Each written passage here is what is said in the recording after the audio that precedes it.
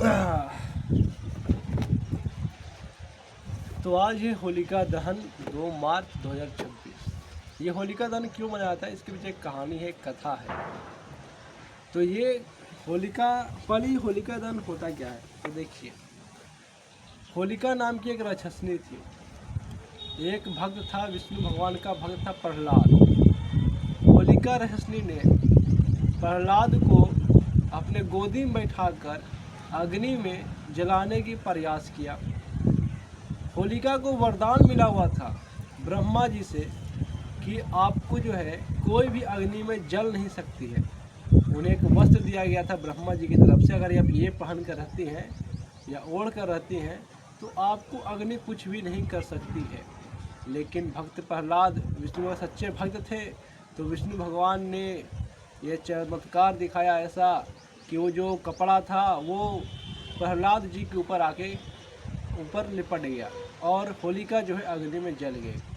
तो इसीलिए होलिका नाम की राक्षसी थी, इसलिए इस त्यौहार का नाम पड़ा होलिका दहन। मतलब होलिका जो है वो अग्नि में विलुप्त हो गई, दहन मतलब जल गई, इसलिए इसका नाम पड़ गया होलिका दहन। की कहानी क्या है वो समझते। विष्णु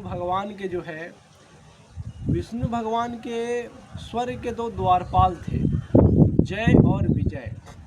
तो जय और विजय ये इनका जो पूर्ण जन्म है, मतलब अगला जन्म, ये राक्षसों में हुआ।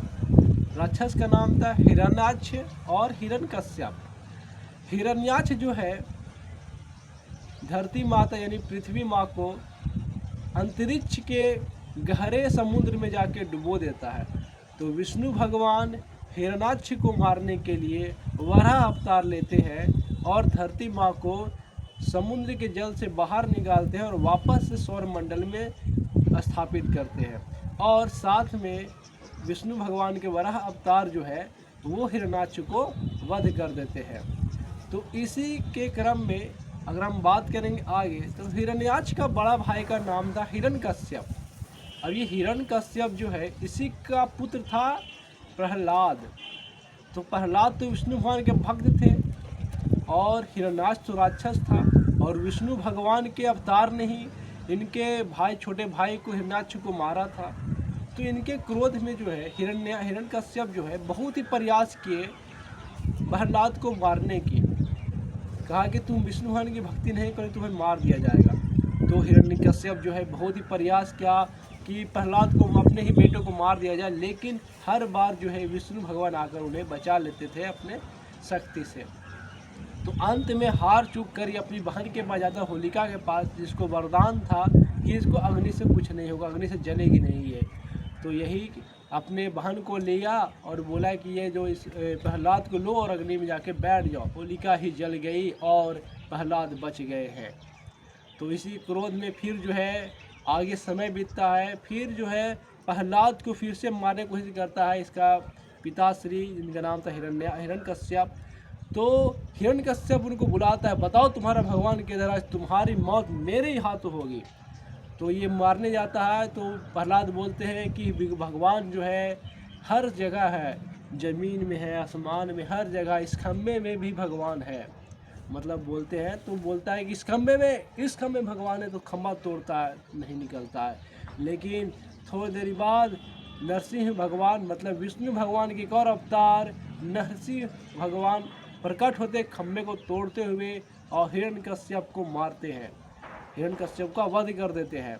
हिरण्यकश्यप को वरदान प्राप्त था, ना तो वो दिन में मरेगा, ना ही वो रात में मरेगा, ना वो घर के अंदर मरेगा, ना वो घर के बाहर मरेगा, ना वो हथियार से मरेगा, ना निर्जीव से मरेगा। उसको भगवान मार सकता है, ना कोई देवता मार सकता है। लेकिन उसने गलती कर दी, ना कोई जानवर मार सकता है, ना कोई इंसान मार सकता है। लेकिन नरसिंह भगवान का जो अवतार था, विष्णु भगवान का जो अवतार था नरसिंह भगवान जी, वो आधे जानवर थे, वो आधे इंसान थे। और उन्होंने उनको मारा घर के महल के चौखट में। ना वो घर के अंदर था, ना वो घर के बाहर था, ना वो आसमान में था, ना वो धरती में था, वो बीच में था, लटका हुआ अवकाश में था। और ना उन्होंने अपनी नाखून से मारा। नाखून ना को निर्जीव है, ना ही सजीव है। तो उनका इसे पेट फाड़ देते और बेचारा हिरण्यकश्यप मर जाता है। और इसी की खुशी में हम लोग मनाते हैं होली, रंगों का त्यौहार। बुराई का अंत हुआ, अधर्म की हार हुई, धर्म की जीत हुई। और होलिका दहन में सभी लोग परिक्रमा करते हैं। और यहाँ पे जो है होलिका जो राक्षसनी थी उसकी भी लोग पूजा करते थे उस समय, क्योंकि होलिका को वरदान था कि अग्नि से कोई नहीं मरता। और पहले तो पता ही आपको है कि अग्नि देवता की पूजा होती थी, तो होलिका का भी बहुत रिस्पेक्ट था राक्षस समाज में, है कि नहीं जी। और मैं बताना चाहूँगा, अगर अब एक्स्ट्रा नॉलेज बताया जाए तो रावण जो था ना, रावण से भी अधिक शक्तिशाली हिरण्यकश्यप और हिरण्यकश्यप थे। बढ़िया जी। चलो अब धन्यवाद। इसी के नाम में त्यौहार है। अब जाके कल तो रंग लाएंगे, आज होलिका दहन है तो आप लोग झांगरी ले लीजिएगा। झांगरी जाके झांगरी और झांगरी का पकौड़ी बना के जाके होलिका दहन कीजिएगा। साथ में झांगरी को सेक के गोल गोल परिक्रमा कीजिएगा 10 बार 5 बार, जितना भी कर सकते हैं आप उतना 5-10 बार परिक्रमा करिएगा। उसका पूजा करिएगा, हाथ जोड़ के थोड़ा प्रार्थना कीजिएगा, कुछ मांगना हो मांग लीजिएगा, है कि नहीं, जैसे करके। और उसके बाद घर आके प्रसाद सबको दे दीजिएगा घर में। ये आपको होलिका दहन समाप्त। अगले दिन वही जो राख बचा हुआ उसी से राख लपेट के होगा होली। उसके अगले दिन होगा रंग वाला होली, और फिर अबीर चढ़ेगा गुलाल शाम को।